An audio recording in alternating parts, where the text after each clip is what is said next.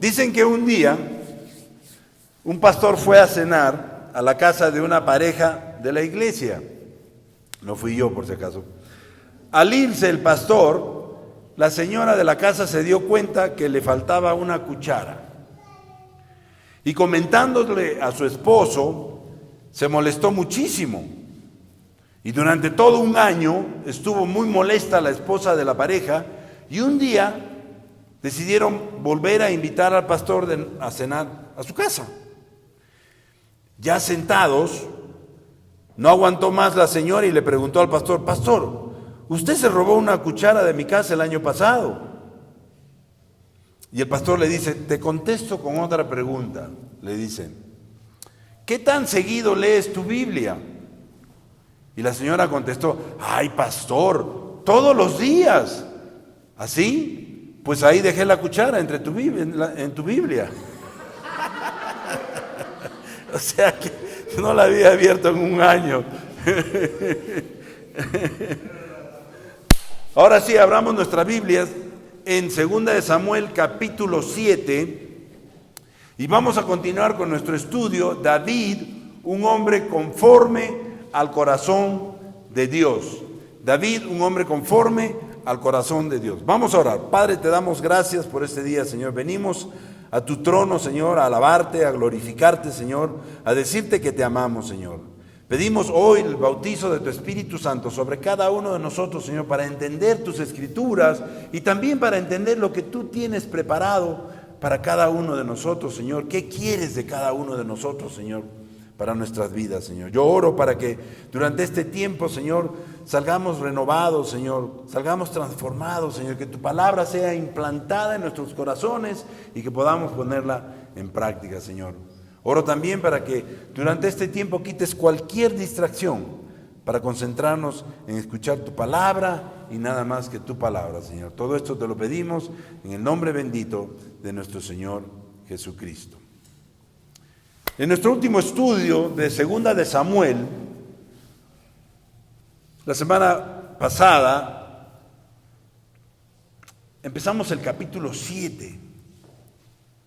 Y aquí pudimos ver que David estaba descansando de las guerras y que aún en su descanso, David tuvo otro deseo. ¿Por qué digo otro deseo? Porque anteriormente, si se recuerdan, en el capítulo 6, David tuvo un deseo. ¿Se acuerdan cuál fue ese deseo ardiente que David tuvo? Traer el arca del pacto a la casa de Dios, a la ciudad de Dios, a Jerusalén. ¿No? Primer intento falló, perseveró y en el segundo intento logró traer de la manera correcta el arca del pacto. Ahora está de descanso. ¿Descanso de qué? Descanso de las guerras. Y como dijimos la semana pasada, este capítulo se antepone al capítulo 8, donde vamos a ver todas las guerras en las que participó David, pero por alguna razón el autor no lo puso cronológicamente, sino que se adelantó y puso el capítulo 7 primero que el capítulo 8, quizás para mostrarnos algo que era muy importante, ¿no? El deseo de David, este nuevo deseo, ¿cuál fue? Construir un templo para el arca del pacto. ¿Por qué? Porque David no podía concebir que mientras él vivía en un lujoso palacio, dice el versículo, en un palacio hecho de cedro, ¿no? El arca estuviera entre cortinas.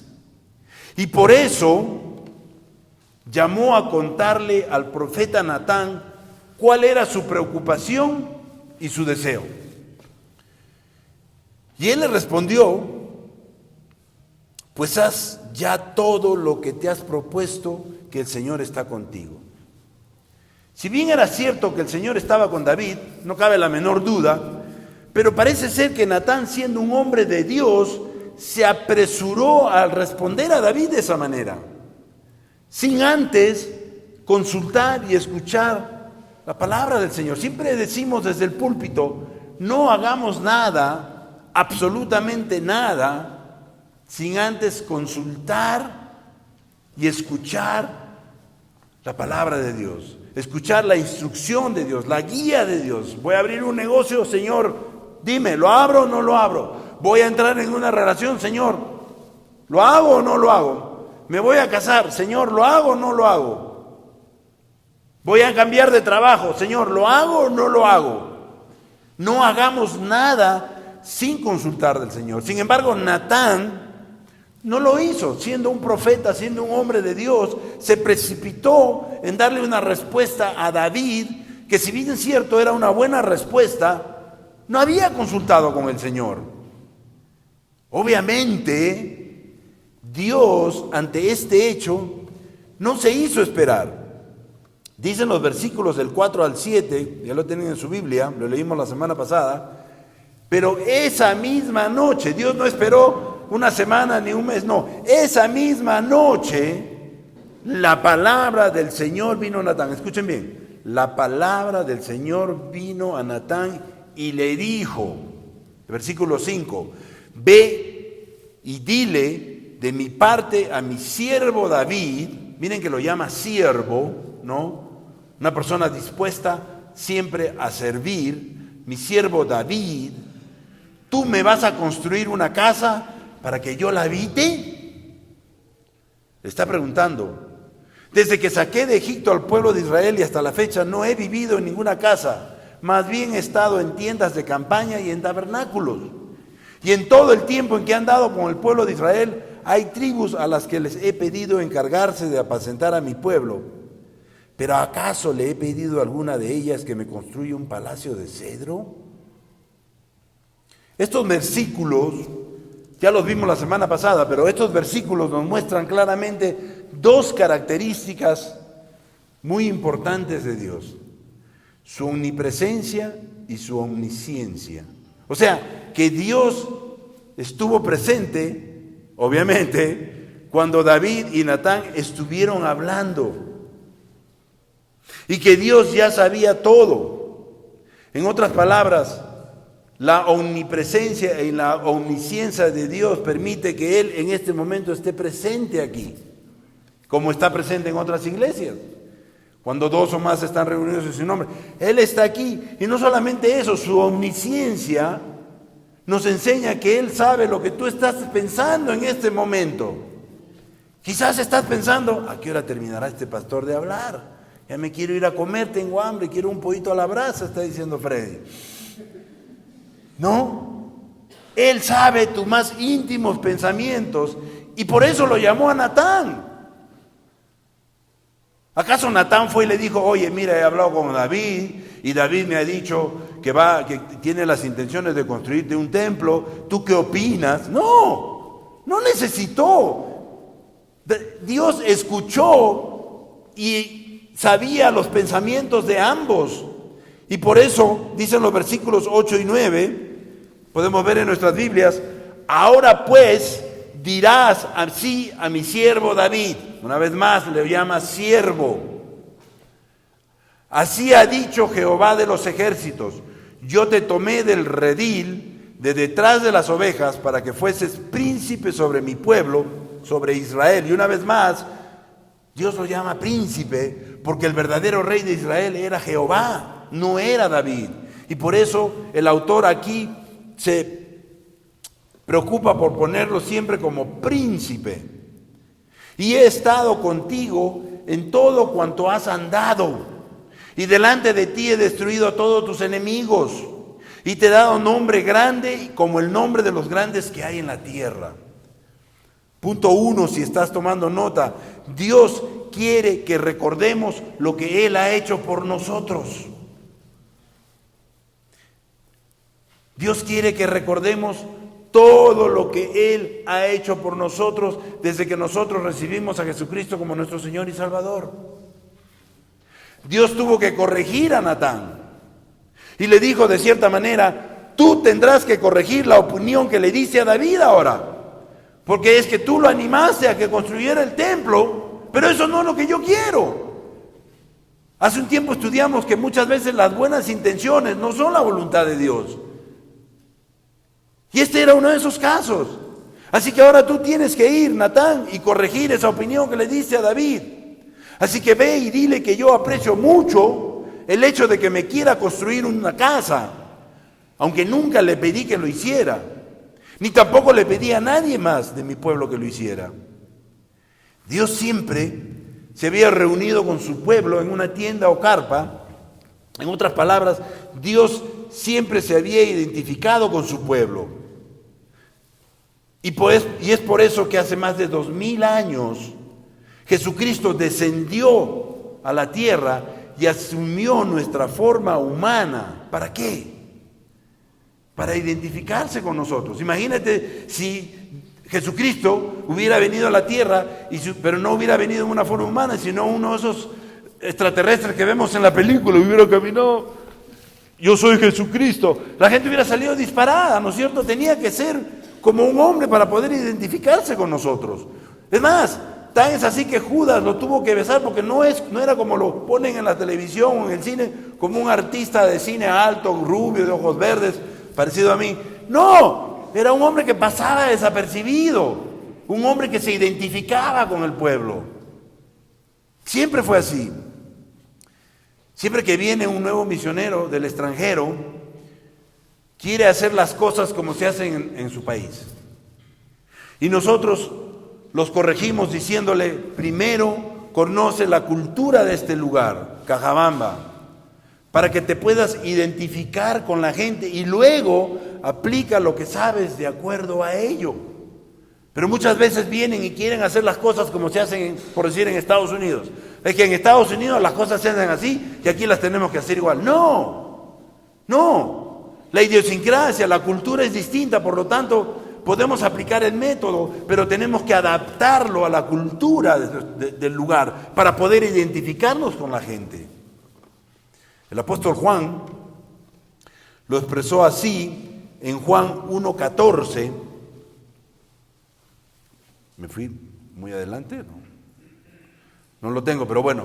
El apóstol Juan lo identificó así en Juan 1:14, cuando dijo, y el verbo se hizo carne y habitó entre nosotros.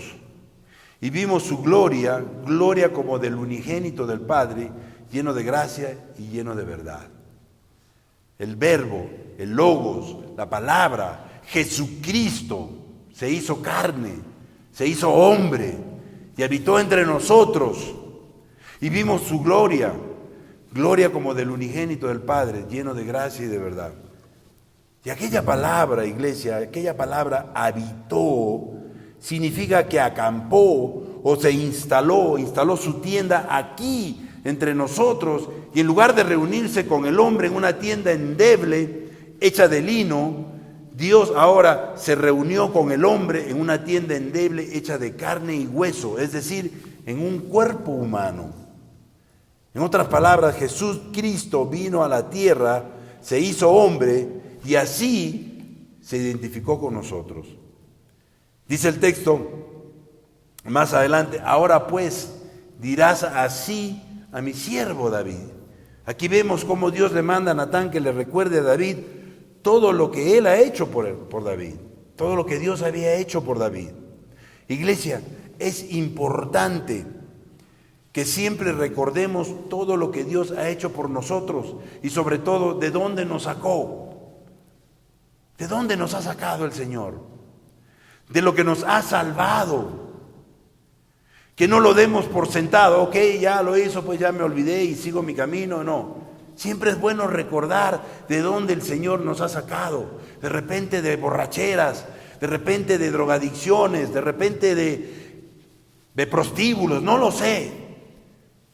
Pero es importante recordar lo que Dios ha hecho por nosotros y de dónde nos ha sacado. Y si no lo hacemos, Él nos va a hacer recordar como lo hizo con David. Dios le recordó por medio de Natán cuando le dijo, yo te tomé del redil, de detrás de las ovejas para que fueses príncipe sobre mi pueblo. Dios le recordó a David que lo había sacado del campo donde había estado pastoreando ovejas para llevarlo al trono, a pastorear a su pueblo. Obviamente, de pastorear ovejas, sin menospreciar el trabajo de un pastor o una pastora de ovejas, a ser rey, había una marcada diferencia. Es como de arar la tierra, que no tiene nada de malo, a ser presidente, ya saben de qué estoy hablando. Hay una diferencia bien marcada. pero que no se nos suban los humos. Y a él no se le subieron los humos. David estaba claro y consciente que él era un pastor de ovejas y que las ovejas era el pueblo de Israel, que Dios se las había dado. Luego le dice, y he estado contigo en todo cuanto has andado. Dios le estaba recordando a David que aún en sus peores momentos, aún en sus tiempos de persecución, aún en las cuevas por donde estuvo, en los desiertos por donde anduvo, que él lo había protegido de todos sus enemigos y siempre había estado ahí. Y ese es nuestro Dios, iglesia. Él siempre está ahí con nosotros. Él nos acompaña a través de nuestros desiertos. Y no solo eso, sino que Él nos protege de nuestros enemigos. Él nos acompaña de nuestras dificultades, sean las que sean por las que estamos pasando. Él siempre está ahí, de la mano con nosotros, protegiéndonos de nuestros enemigos. Y muchas veces ni nos damos cuenta. El libro de Deuteronomio 24 nos dice, porque Jehová vuestro Dios va con vosotros para pelear por vosotros contra vuestros enemigos para salvaros. Dios está ahí siempre cuidándonos.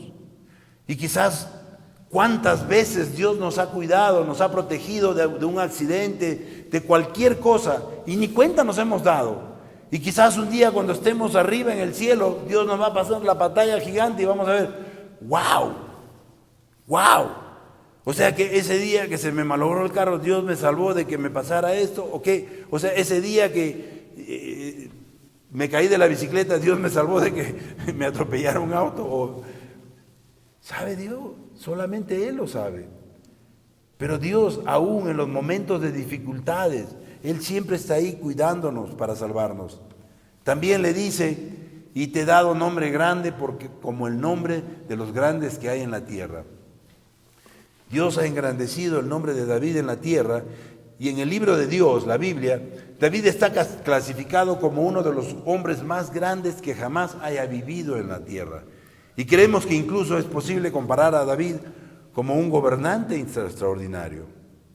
Dios hizo que David, su nombre, fuera grande, fuera famoso.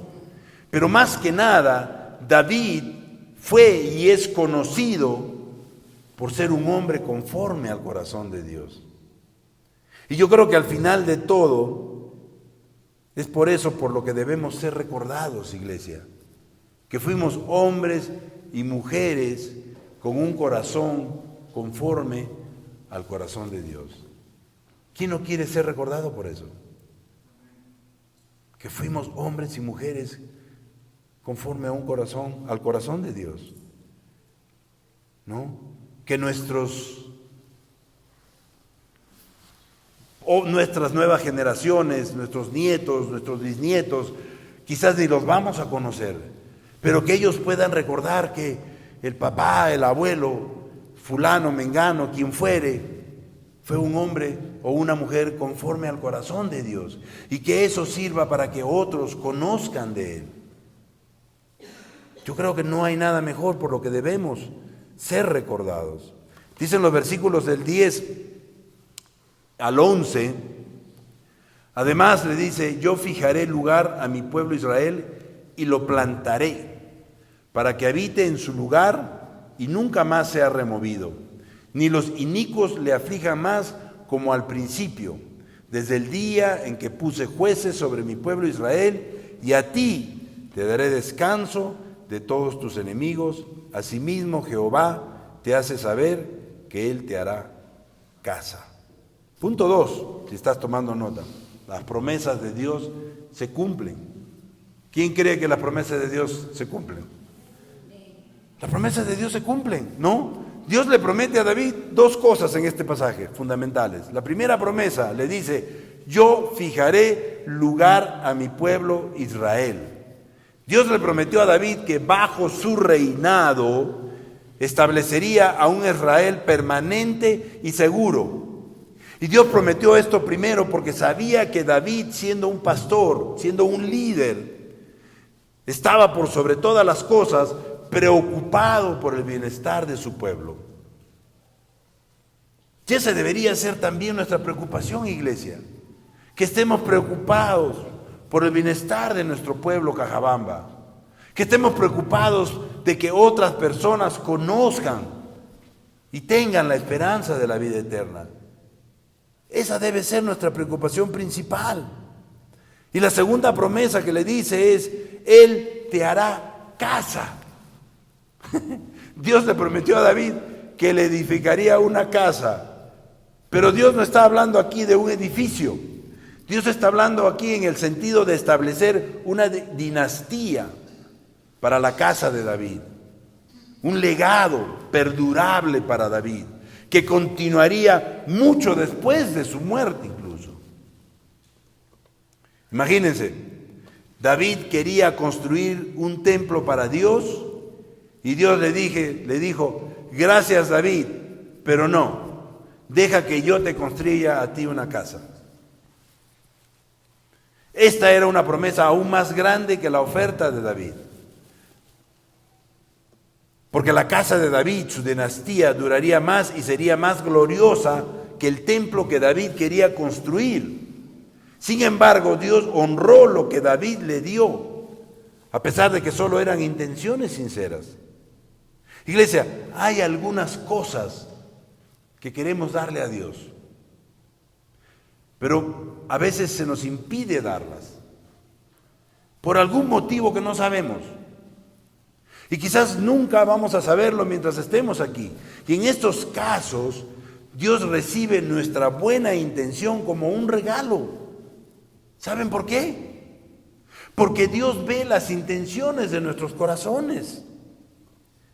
Primera de Tesalonicenses 2:4 nos dice: sino que según fuimos aprobados por Dios para que se nos confiase el Evangelio, así hablamos no como para agradar a los hombres, sino a Dios, que prueba nuestros corazones. Iglesia, Él sabe cuáles son las verdaderas intenciones de tu corazón cuando vienes a servir a la iglesia, cuando vienes a ayudar en algo o cuando vas a buscar algo.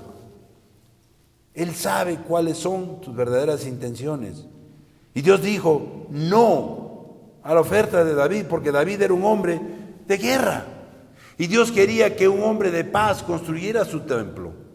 Lo vemos en Primera de Crónicas 22, del 8 al 10, que dice: mas vino a mí palabra de Jehová diciendo, le está hablando a David, tú has derramado mucha sangre y has hecho grandes guerras, no edificarás casa a mi nombre, porque has derramado mucha sangre en la tierra delante de mí.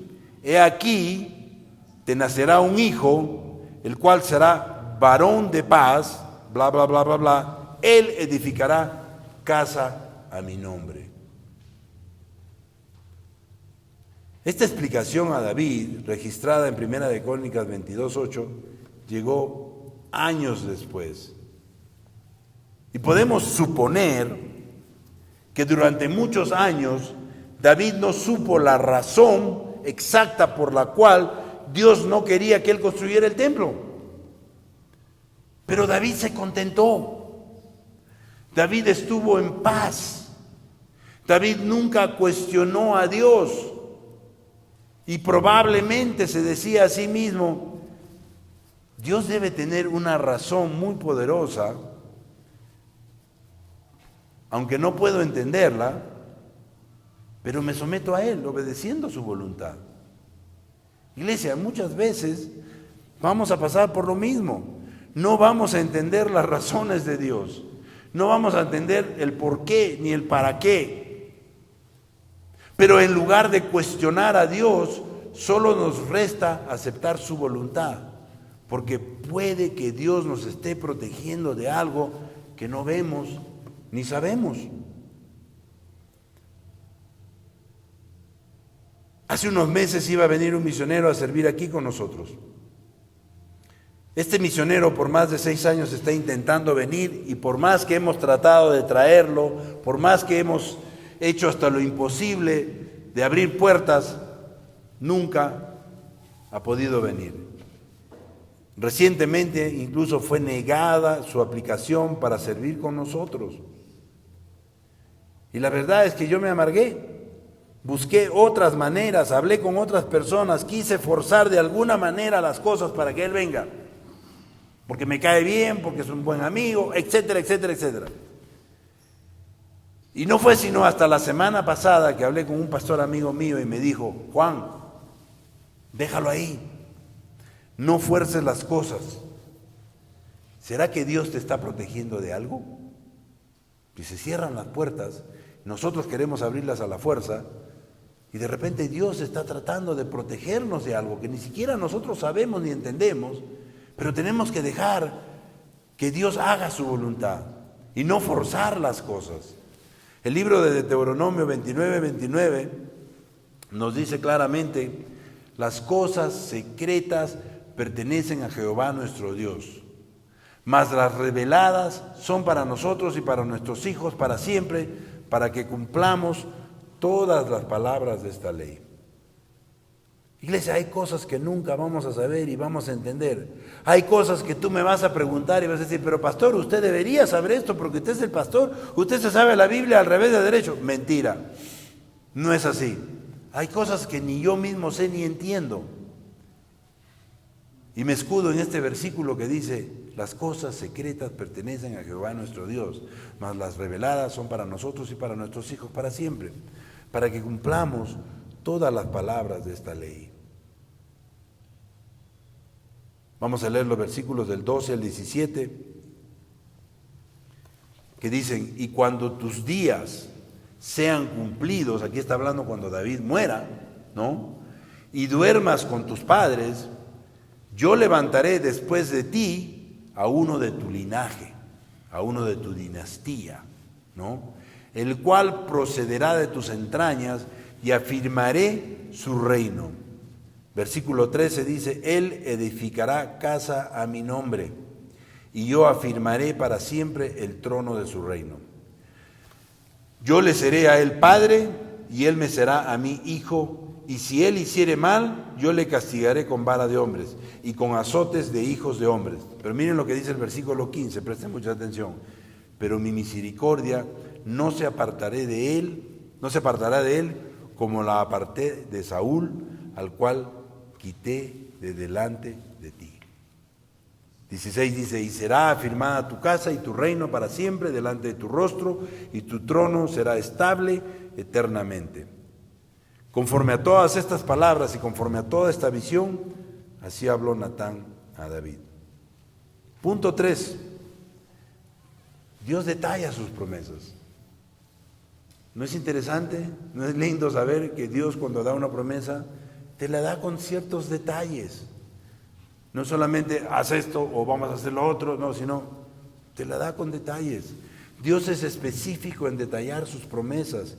Y aun cuando no estemos aquí para verlas, y eso es precisamente lo que le estaba diciendo a David en el versículo 12, y cuando tus días sean cumplidos y duermas con tu padre, o sea, cuando ya estés muerto, esta es la promesa, no la vas a ver, pero yo levantaré después de ti a uno de tu linaje, el cual procederá de tus entrañas y afirmaré su reino. Tú no lo vas a ver, David, pero es una promesa y la tenemos que creer por fe.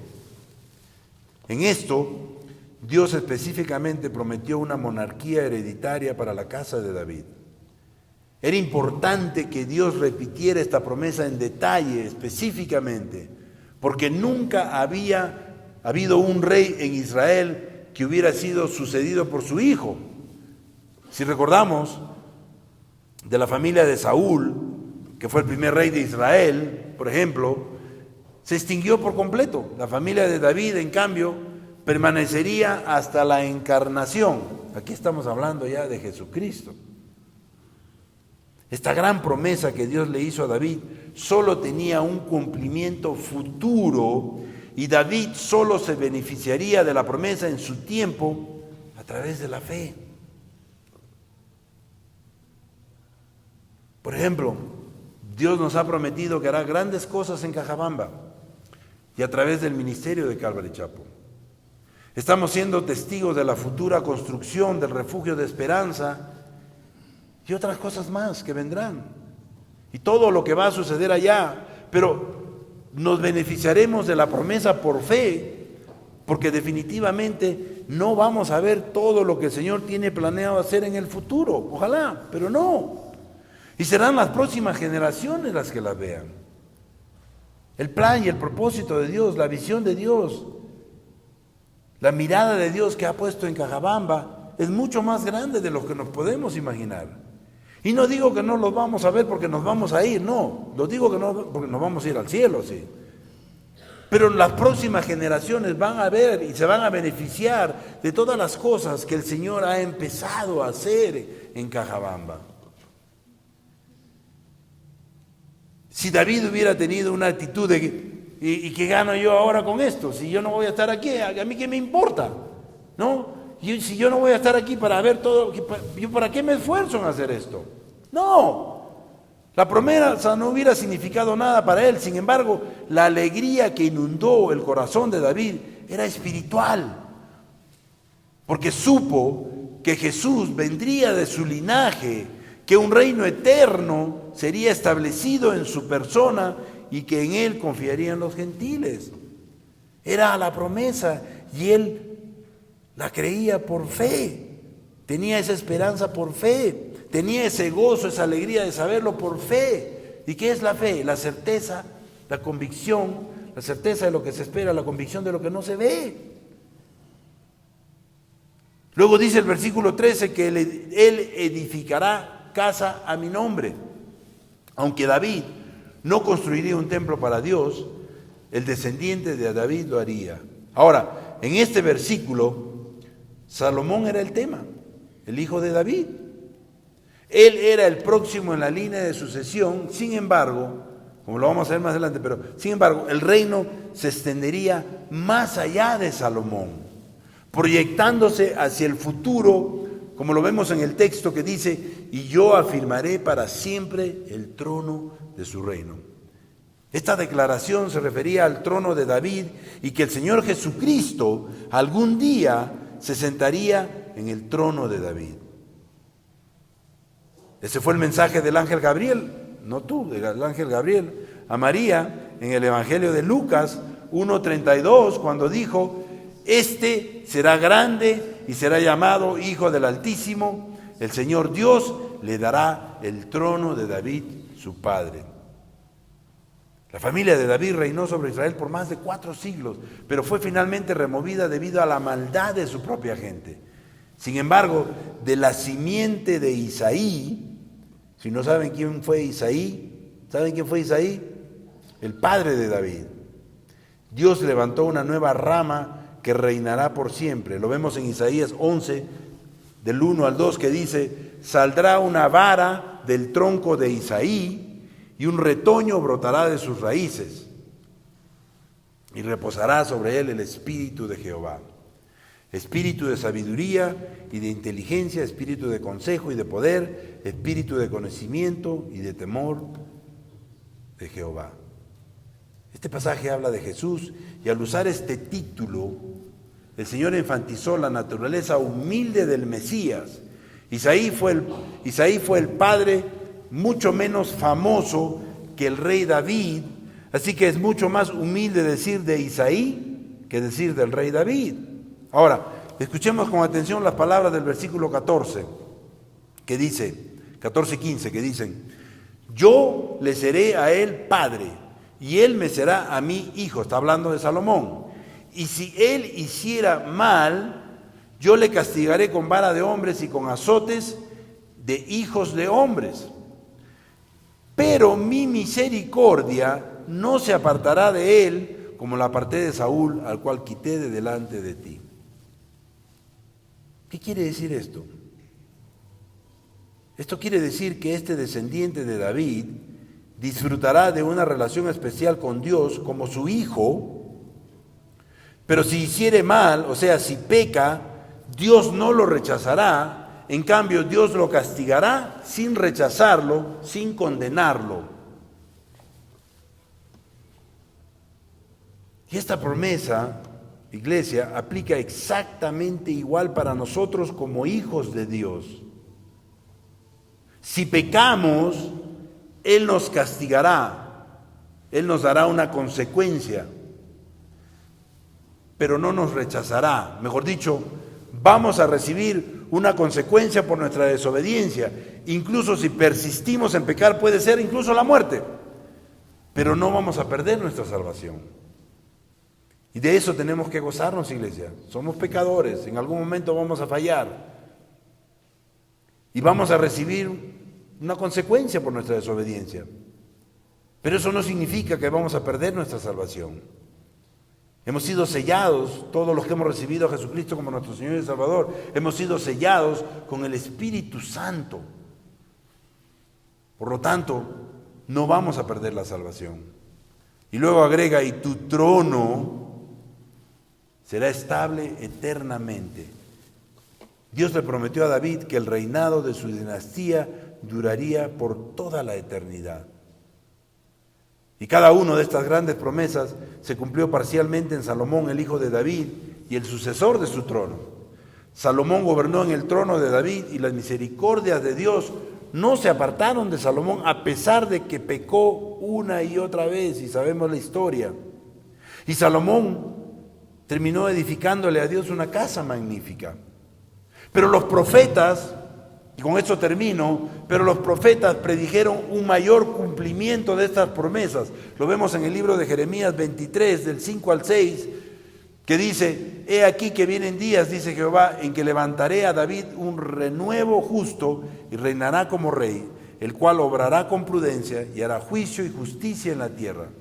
En sus días será salvo Judá, en Israel habitará confiado, y este será su nombre con el cual le llamarán. Jehová es nuestra justicia. Y lo vemos también en el libro de Isaías 9, 6, 7.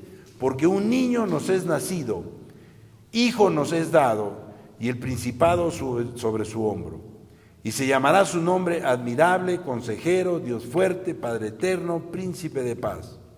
Lo dilatado de su imperio y la paz no tendrán límite sobre el trono de David y sobre su reino, disponiéndolo y confirmándolo en juicio y en justicia desde ahora y para siempre, y el celo de Jehová de los ejércitos hará esto.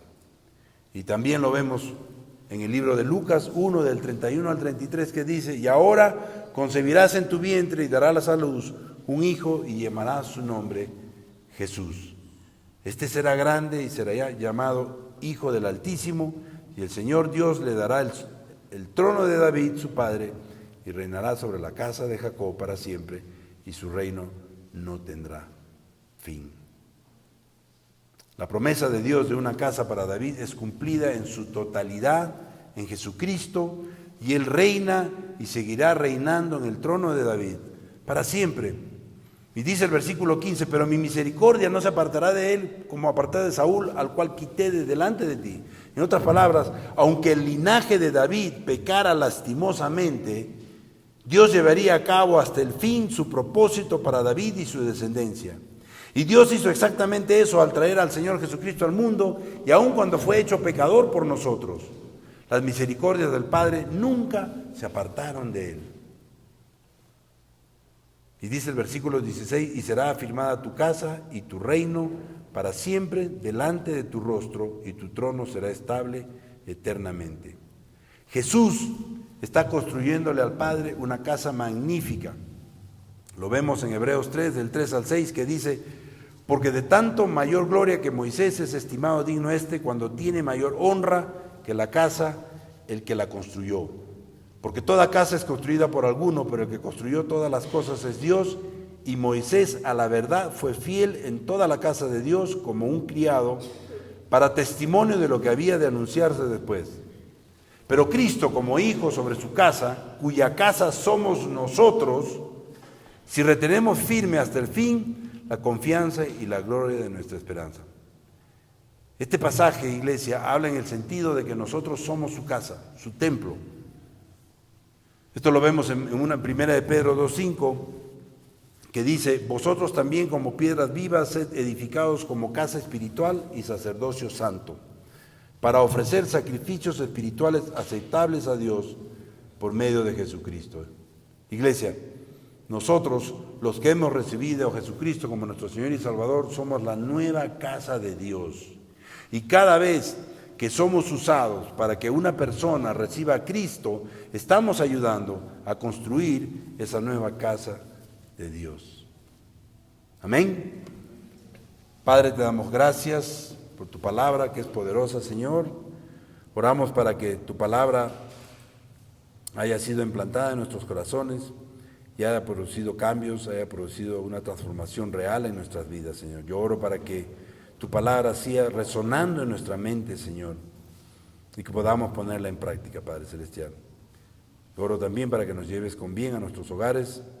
Todo esto te lo pedimos en el bendito nombre de nuestro Señor Jesucristo, que es sobre todo nombre. Amén.